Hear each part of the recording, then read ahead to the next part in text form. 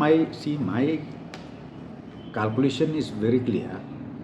Since most of the members who were arrested, they belongs to party A, party B, party C. So see, that's what I'm telling you. Ultimately, it seems this is politically motivated. It's a political agenda. It seems it is not that the agenda of Khasi, Jaintia or Garo.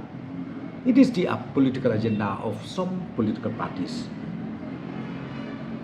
Though I can't come to a conclusion like that. Let the investigation do all the detail, then only we'll be able to know exactly. I think, see, any incident which leads to ultimately law and order, pre-plan or no pre-plan, I think I can't just come to a conclusion.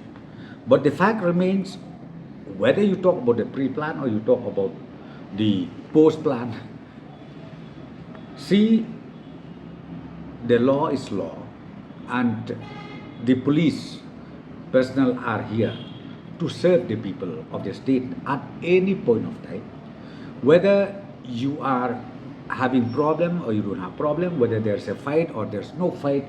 But we need to be more vigilant, we need to be well active to make sure that, be it the town, be it the village, and the state as a whole, are totally peaceful.